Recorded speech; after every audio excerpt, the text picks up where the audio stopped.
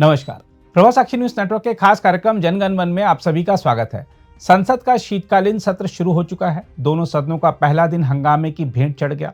विपक्ष के जिस तरह के तेवर दिखाई दे रहे हैं, उससे ऐसा लगता है कि संसद का यह शीत सत्र राजनीतिक रूप से गर्म बना रहेगा।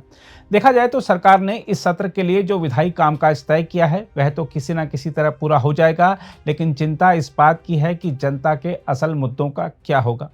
देश के सामने ऐसी कई ज्वलंत समस्याएं हैं जिन पर संसद में चर्चा होना बहुत जरूरी है। देश के समक्ष कई ऐसे मुद्दे हैं जिन पर संसद में चर्चा कर उनका निराकरण करना बहुत जरूरी है। क्या हैं वह प्रासंगिक मुद्दे और भारत कैसे उनके चलते हो रहा है प्रभावित, इस बारे में बता रहे हैं उच्चतम न्यायालय के वरिष्ठ अधिवक्ता और भारत के PIL मैन के रूप में विख्यात श्री अश्विनी उपाध्याय। संसद शुरू हो चुकी है। वक्फ बोर्ड, वक्फ ट्रिब्यूनल पे भी चर्चा होगी, वक्फ एक्ट के ऊपर भी चर्चा होगी। मैं माननीय प्रधानमंत्री जी और गृह मंत्री जी को धन्यवाद देता हूं जो कानून के अंदर वो बदलाव करने जा रहे हैं। लेकिन इसके साथ कई और ऐसे विषय हैं जिन पे संसद में चर्चा जरूरी है। जहां जहां हम घटे वहां वहां कटे। दुर्योधन के ननिहाल गंधार से हम घटे तो वहां कटे। राजा भरत के ननिहाल कैकेय से हम घटे तो वहां कटे और वो पाकिस्तान बन गया। बांग्लादेश में हम घटे, वहां कट रहे, कुछ दिन के अंदर वहां हिंदू खत्म हो चुके हैं। कश्मीर में हम घटे, कटे। ऐसे भारत के 9 राज्यों की डेमोग्राफी बदल चुकी है। 800 जिलों में से 200 जिलों की डेमोग्राफी बदल चुकी है। 6000 तहसीलों में से 1500 तहसीलों की डेमोग्राफी बदल चुकी है। इसलिए मैं माननीय प्रधानमंत्री से, गृह मंत्री से आग्रह करता हूं कि संसद में डेमोग्राफी के ऊपर गंभीरता के साथ चर्चा करें। ये जो डेमोग्राफी का बदलाव है, चाहे वो मुंबई की डेमोग्राफी में बदलाव हो रहा है, चाहे वो दिल्ली की, चाहे आपके लखनऊ की या हर शहर की, ये बहुत गंभीर चिंता का विषय है। इसमें संसद में खुली चर्चा होनी चाहिए। और ये जो डेमोग्राफी का बदलाव है, इसका एक ही समाधान है। सबसे पहले हम दो, हमारे दो, सबके दो, ये कानून तत्काल लागू किया जाए और जो हम दो हमारे दो को न माने उसकी नागरिकता खत्म किया जाए, तभी यह कानून सफल होगा। दूसरा, 10,000 हिंदुओं का प्रतिदिन धर्मांतरण हो रहा है। प्रतिदिन 10,000 हिंदुओं का धर्मांतरण हो रहा है। साम दाम दंड भेद द्वारा हॉस्पिटल में इलाज का लालच देके, स्कूल में एडमिशन का लालच देके, पैसे का लालच देके, अलग अलग तरीके से धर्मांतरण को गंभीर अपराध घोषित किया जाए।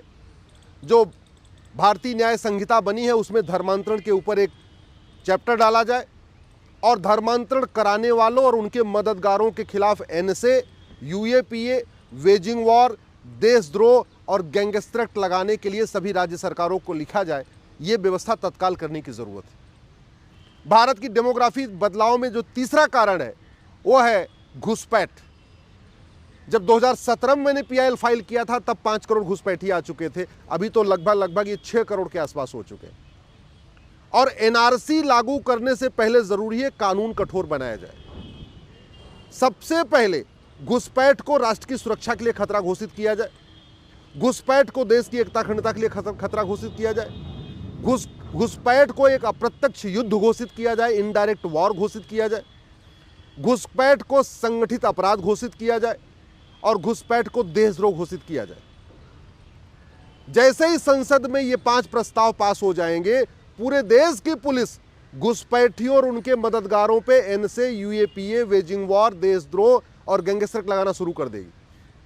और जहां हमने 500,000 घुसपैठियों और उनके मददगारों पे ये धाराएं लगाई, तत्काल घुसपैठी अपने आप छोड़ के भाग जाएंगे। संसद से स्पष्ट संदेश जाना चाहिए कि 3 महीने के अंदर भारत खाली करो और 3 महीने के बाद जो मिलेगा उसके ऊपर NSA भी लगेगा, UAPA भी लगेगा, वेजिंग वॉर भी लगेगा, देशद्रोह भी लगेगा, गैंगस्टर एक्ट लगेगा।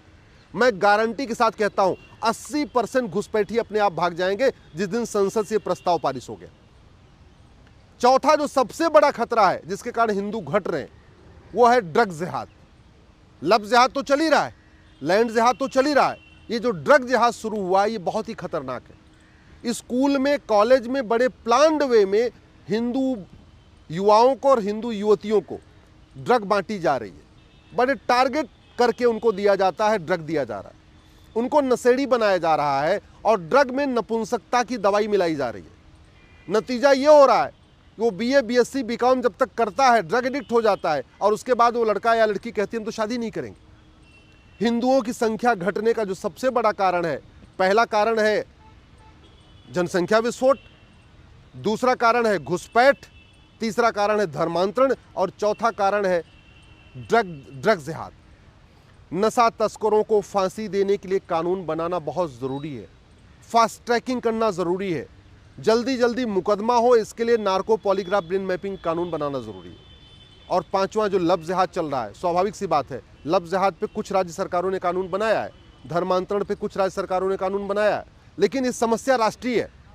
लव जिहाद कश्मीर से लेके केरल तक हो रहा है, ड्रग जिहाद कश्मीर से लेके केरल तक हो रहा है, धर्मांतरण पूरे देश में हो रहा है, घुसपैठिए पूरे देश में आके रुक रहे हैं। इसलिए इस पे राज्य सरकारों को कानून बनाने की बजाय ये संसद में ही बनना चाहिए, संसद से ही संदेश जाना चाहिए, संसद में ही प्रस्ताव पास होना चाहिए कि जो आदमी ड्रग बेचेगा या जो आदमी ड्रग बेचने में मदद करेगा उसको फांसी दी जाएगी। सिंगापुर में फांसी होती है, दुनिया के कई देशों में ड्रग स्मगलर होते हैं उनको फांसी होती है। सिंगापुर में तो एक आदमी 900 ग्राम गांजा लेके घूम रहा था, उसको फांसी दे दिया। भारत को बचाना है, भारत की संस्कृति को बचाना है, तो भारत की जो डेमोग्राफी बदल रही है इस बदलाव को रोकना पड़ेगा। और डेमोग्राफी बदलाव का 5 कारण है: घुसपैठ, धर्मांतरण, जनसंख्या विस्फोट, लव जिहाद और ड्रग जिहाद। इसको कठोर कानून बना के रोका जा सकता है, क्योंकि बाकी समाज के जागने से इसमें से पांचों कोई नहीं रुकेगा। हिंदुओं ने तो हम दो हमारे दो लागू अपना लिया है, लेकिन सब लोग नहीं अपना रहे हैं, उनके लिए कठोर कानून जरूरी है। हिंदू कभी किसी के धर्मांतरण नहीं कराते, बल्कि जो घर वापसी करता है उसका स्वागत करते। तो ज़रूरत इस बात की है कि धर्मांतरण के खिलाफ कठोर कानून हो और घर वापसी को प्रमोट किया जाए। दुर्भाग्यवश भारत में धर्मांतरण को प्रमोट करने के लिए लगभग 300 योजनाएं चल रही हैं, धर्मांतरण को प्रमोट करने के लिए लगभग 10 कानून चल रहे हैं। ये जो माइनॉरिटी वाला कॉन्सेप्ट चल रहा है ना, इससे धर्मांतरण प्रमोट हो रहा है। जितना ज़्यादा माइनॉरिटी के नाम पे स्कीम चलेगी, जितना ज़्यादा माइनॉरिटी के नाम पे योजनाएं चलेंगी, जितना ज़्यादा माइनॉरिटी के नाम पे वजीफा चलेगा, लोन चलेगा, उतना ज़्यादा धर्मांतरण होगा। क्योंकि आदमी हिंदू रहता है तो उसको मान लीजिए 5 स्कीम का फ़ायदा होता है, वो कन्वर्ट हो जाता है, क्रिश्चियन बन जाता है या मुस्लिम बन जाता है, तो उसको 50 और स्कीम मिल जाती है। तो ये माइनॉरिटी मेजॉरिटी को ख़त्म करने की ज़रूरत है, धर्म और रिलीजन को डिफाइन करने की ज़रूरत है, हेट स्पीच को डिफाइन करने की ज़रूरत है। अब समय आ चुका है कि संसद में हेट स्पीच को डिफाइन किया जाए और जितनी भी किताबें हैं, जितनी भी रिलीजियस किताबें हैं, उनको बाकायदा उनको एग्जामिन किया जाए कि किसी किताब में हेट स्पीच तो नहीं फैलाई जा रही है, किसी किताब में दूसरों के प्रति नफरत तो नहीं सिखाई जा रही है। इसको भी एग्जामिन करने की ज़रूरत है। मैं आशा करता हूँ माननीय संसद की शपथ लेने वाले हमारे सांसद, संविधान की शपथ लेने वाले हमारे माननीय सांसद कम से कम अब दल गुलामी छोड़ेंगे और राष्ट्र के बारे में, भारत के बारे में, भारत की संस्कृति के बारे में एक होकर चिंतन करेंगे। क्योंकि जब तक हिंदू बहुसंख्यक है तब तक ये भारत का संविधान है, नहीं तो एक दिन लगेगा इस संविधान को बदलने में।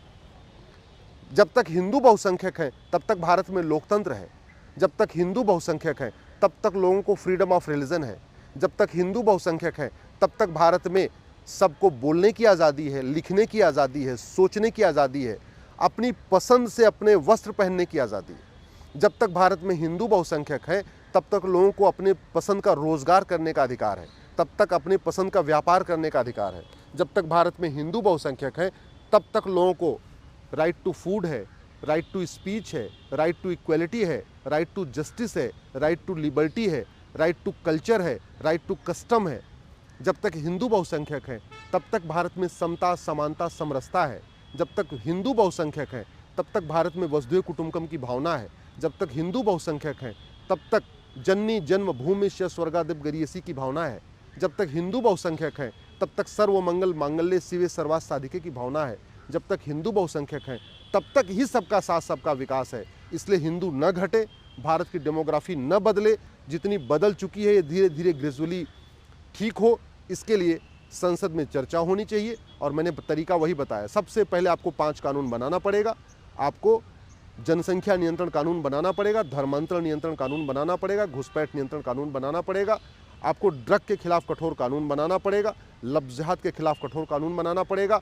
और ये नफरती जो स्कूल चल रहे हैं इन पे भी चर्चा होनी चाहिए, समान शिक्षा पे चर्चा होनी चाहिए, समान नागरिक संहिता पे चर्चा होनी चाहिए, समान धर्मस्थल संहिता पे चर्चा होनी चाहिए, समान कर संहिता पे चर्चा होनी चाहिए, समान पुलिस संहिता पे चर्चा होनी चाहिए, समान प्रशासनिक संहिता की चर्चा होनी चाहिए, समान न्यायिक संहिता पे चर्चा होनी चाहिए, जस्टिस विद इन ईयर पे चर्चा होनी चाहिए, जस्टिस फॉर ऑल पे चर्चा होनी चाहिए। और ये जो फर्जी केसेस चल रहे हैं इन पे लगाम लगाई जाए। इसके लिए ज़रूरी है कि झूठी शिकायत, झूठी गवाही, झूठा बयान, झूठी जांच, इसको गंभीर अपराध घोषित किया जाए। मैं माननीय सांसदों से आग्रह कर रहा हूं, अब आप दल गुलामी छोड़िए, अपने बच्चों के भविष्य की चिंता करिए और संविधान के अनुसार कठोर कानून बनाइए। अगर आप भी लेना चाहते हैं देश दुनिया की तमाम जानकारी तो आज ही सब्सक्राइब करें हमारे चैनल को।